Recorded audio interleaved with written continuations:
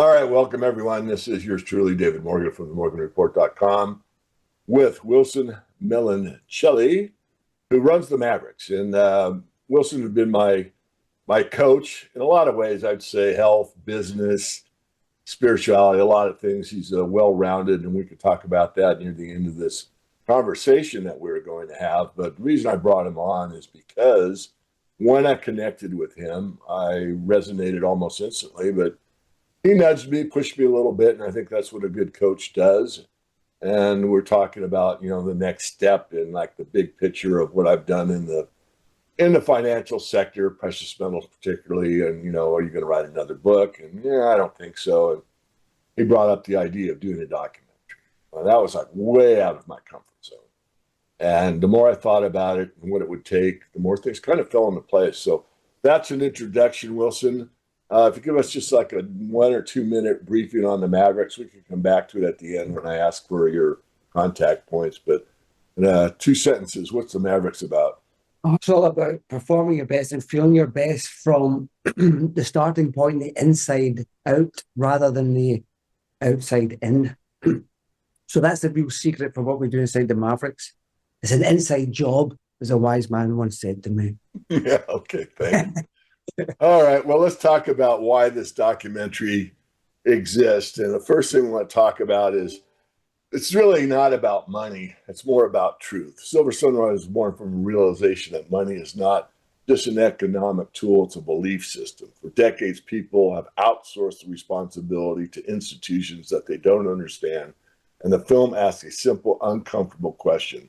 What happens to society when money is dishonest? And did you learn about money from me more than you knew before we connected? Well, I think the conversation that we have with regards to money, it kind of went into a sort of deeper level quite quickly. We really sort of weaved in the idea that money was more linked to energy than anything else.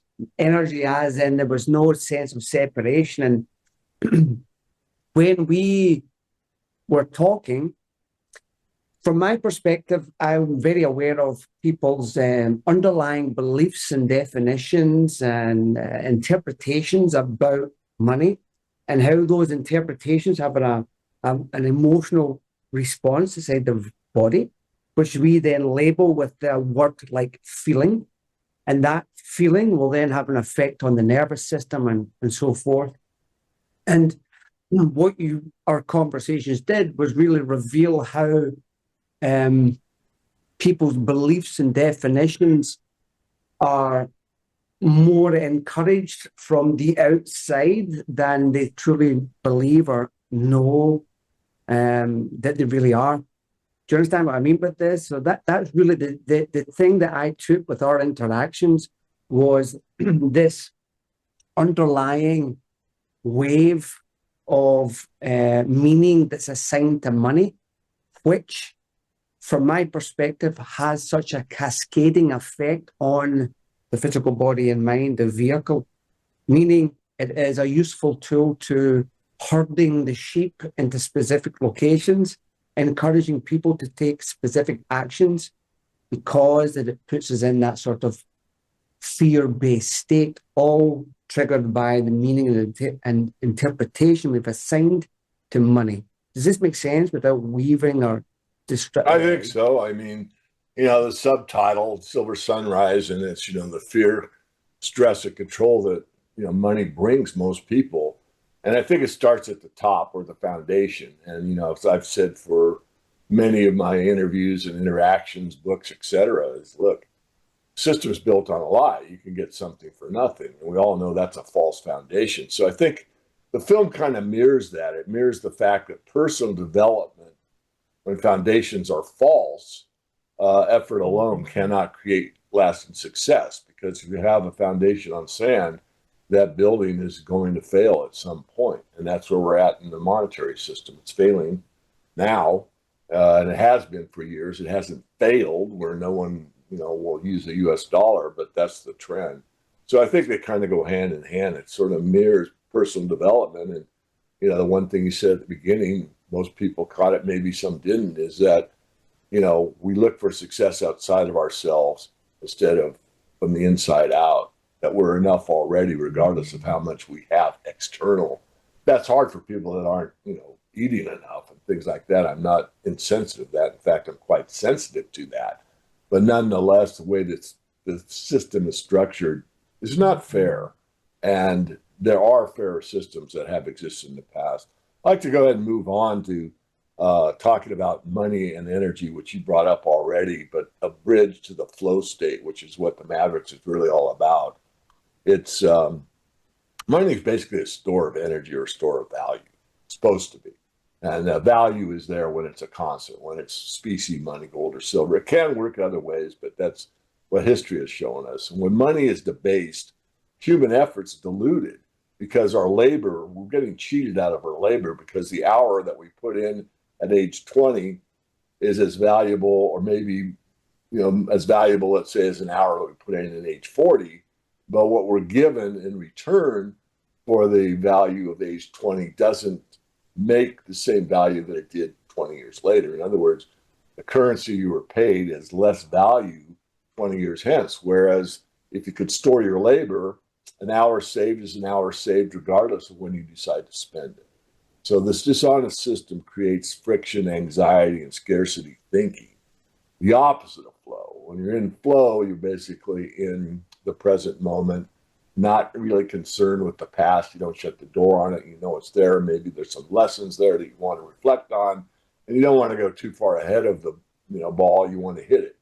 So you get in a state where you absolutely understand that there is way too much noise out in what we call, or I call, the monkey mind, whereas being centered with real value reflects the real value of honest money. So probably talked it too much.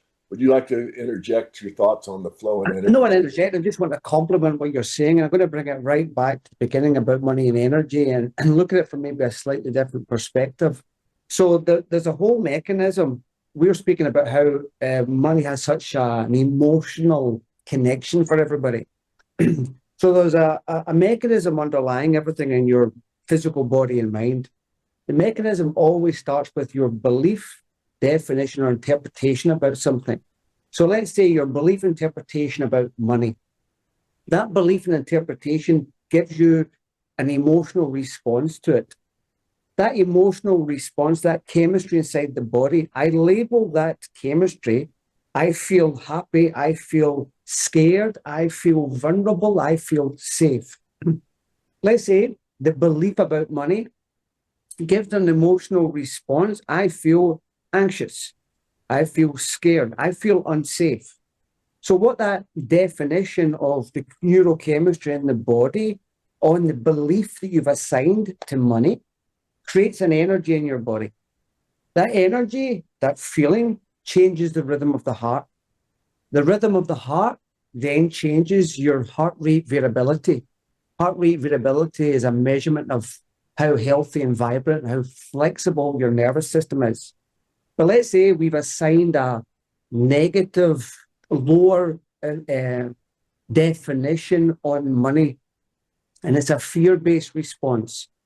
So what that means is that my predictions, my thinking, is fueled by a lower state of money, meaning I'm thinking about it in a lower way, a negative way, a fear-based way. Now, when that thinking is like this, then what complements that is my perception. So what actually happens is I start seeing things that reinforce the meaning. In any moment, there's 11 million bits of information. Our brain filters that down to 120 to 200 bits of information in something called a reticular activation system. What I filter that down to is dictated by what I have assigned meaning onto. So if I've assigned a negative meaning on money, I get that emotional response in the body, which has a cascading effect into my whole state of being. And then my perceptions finds evidence to support that. That then changes my behavior, and that behavior creates a sort of feedback loop. So if we have been unconsciously assigned money in a way of fearing it and being worried about it, what that actually does is creates a sort of self-enclosed prison where you keep yourself imprisoned. You are the prison guard, the prisoner, and the door, the whole cell, everything, all wrapped up because of the belief that you've assigned to the money, which is a form of energy that you have imprisoned yourself with, or you change the definition of it all. And to me, that was the real catalyst behind why I found Silver Sunrise to be so exciting to hear from people like yourself, the experts, on how they are observing how emotions have such an impact on how people are using and interacting with money. Sorry if that went on a lot, but you tickled the exciting switches of this money and energy. Sure. Kind of wrap that thought up. I mean, the spiritual dimension of sound money it's non-religious. It's really every civilization that we know of that debased its money eventually debased its value system. I mean, sound money encourages long-term thinking, delayed gratification, and stewardship over consumption.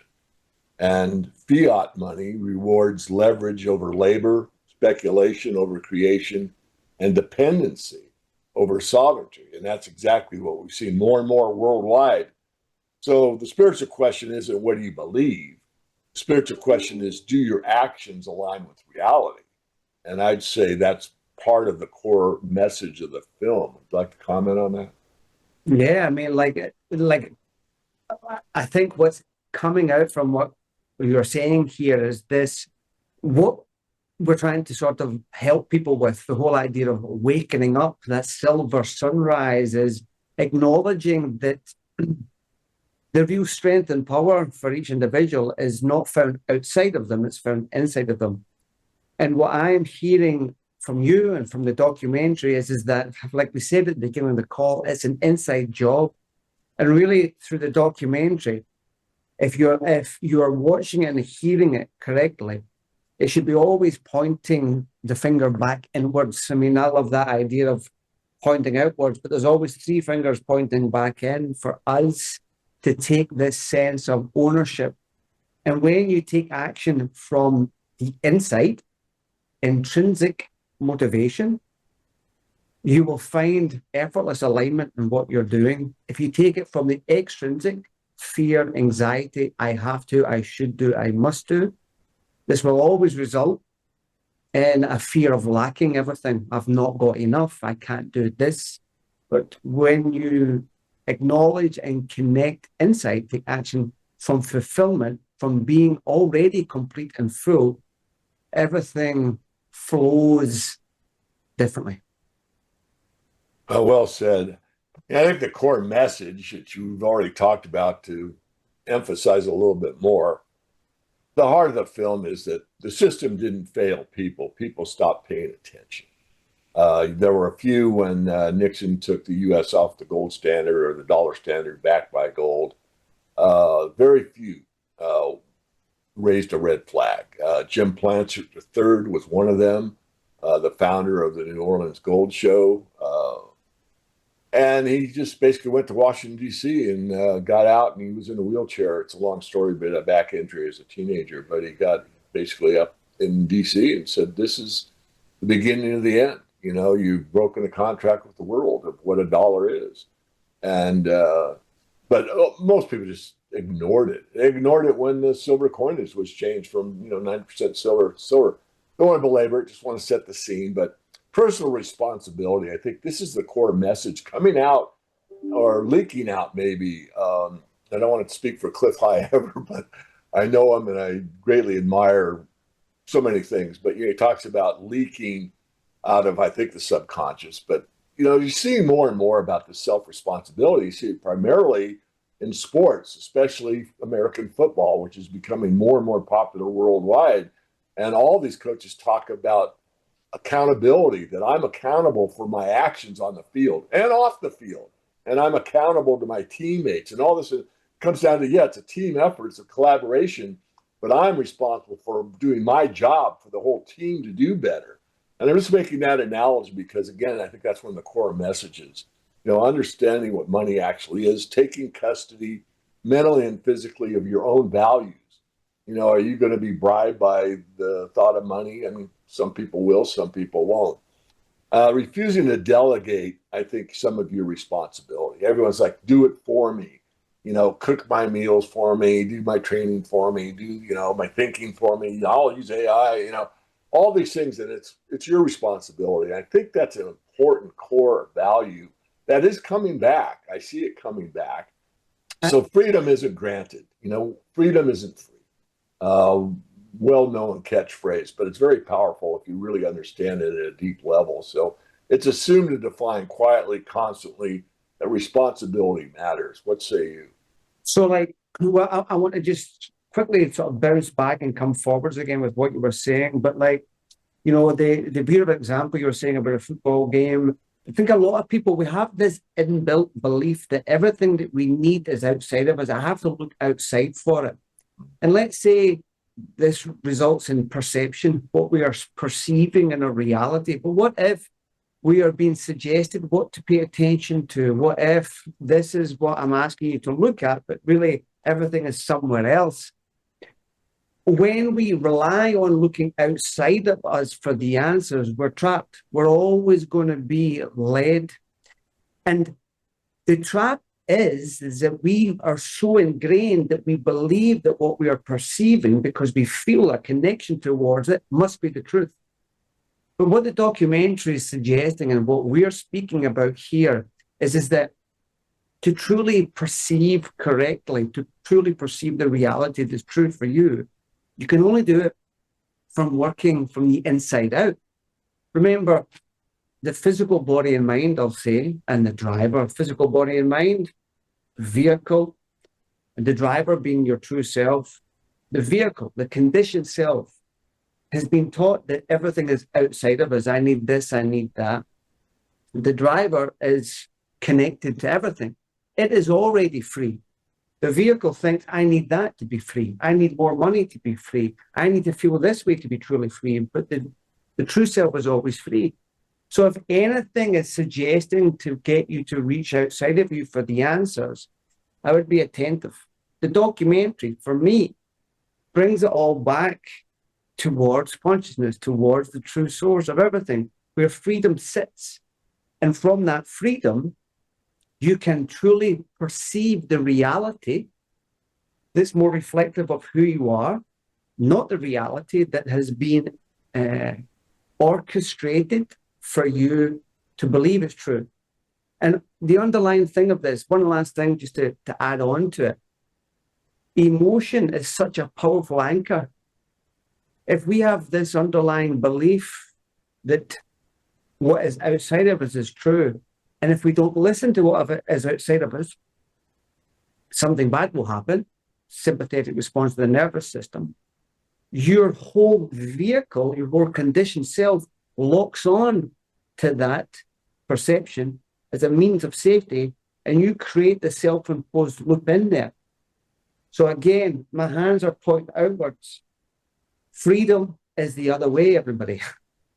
And the silver sunrise is an inside job. It's pointing in the way. Does that align with what you were saying?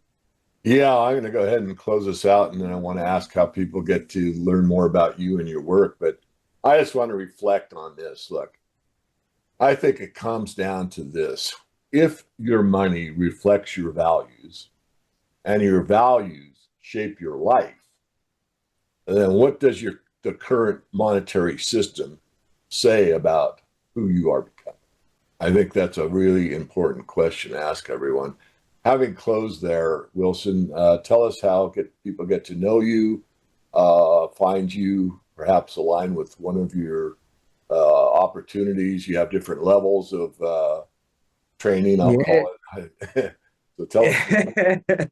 Though I'm not gonna encourage everybody to make a documentary, but I'm going to encourage everybody to connect to their true self, and to circle back to what you were saying, values, true self. When your nervous system is attuned or aligned or coherent, your values come out effortlessly. You don't need to search for them. You don't need to write them down. They come out effortlessly. What I do is I help people attune their nervous system to be coherent. So their values, their true self comes out. So people can find me maybe somewhere on the link of this video, but they can also find me at wilsonmeloncelli.com, and they'll be able to find some information there, or they can go onto YouTube or Instagram or Google me, and my name will pop up. Unfortunately, this face will also pop up next to the name, everybody. So don't be shocked. Wilson, Thank you very much, David. Thank you for everything. Thanks for your time. And just, I know we're going to wrap up. I just want to share with you and for everybody that the journey that David went through to create this documentary, I don't think a lot of people know. And we inside the Mavericks today, we're speaking about mastery. And you can cut this out if you want. I'm sharing this to whoever's going to be listening. Is that mastery is not what you achieve outside of us. It's not something you reach outside of you. Mastery is an ability to stay in a coherent state no matter what happens. Mastery is when you get knocked off, is how quickly you can align yourself. Mastery is when you feel yourself getting knocked off, you bring yourself back into attunement. Think of you like a musician. You're playing your instrument. It gets a little bit out of tune. You quickly retune it before anybody knows. This is mastery. Now, to create the documentary, not a lot of people know how much of hell and back you went, how many times you're in and out of the hospital, how much challenges it was for raising funding and getting investment to get the documentary out, how much pushing back and forwards, not just with you, but with the whole resistance we got from unfortunate things happening with yourself and with different directors. It was such a journey that could be a podcast on its own, could be a book of its own. I mean, you were in and out of hospital with a lot of things that people would not come out of again. I mean, I think over the 2 years that we were working together, creating this, a lot of the time you were in the hospital, but you were still keeping yourself attuned regardless. You were still keeping yourself high spirits and keeping yourself attuned to the goal and your mission. Not for you, but to get, I say you, the one, but to get your mission out there for everybody. It was your values that were coming out. And the only way that you could do that is keep yourself attuned. And a lot of people would have turned back and said, oh no, I better not do this. That Scottish bastard is pushing me too much here. Shouldn't be doing this. But no matter what came up, you found your balance to retuned yourself. Heart surgery, leg, foot surgery, all sorts of things that were going on outside of that. Deaths of loved ones. All these things were happening to David in such a small period of time, but you kept yourself true and balanced and aligned throughout and got this documentary out, because this documentary has to be watched, heard, eaten, digested by everybody.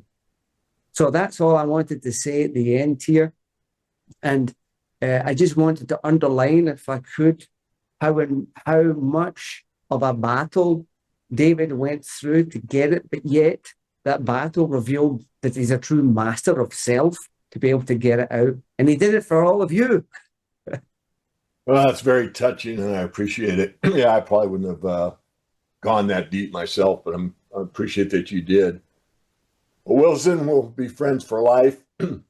I wish you the best, from this moment forward, that. And I just honor the time we got to spend together. So thank you for pushing me into doing this documentary. You bastard.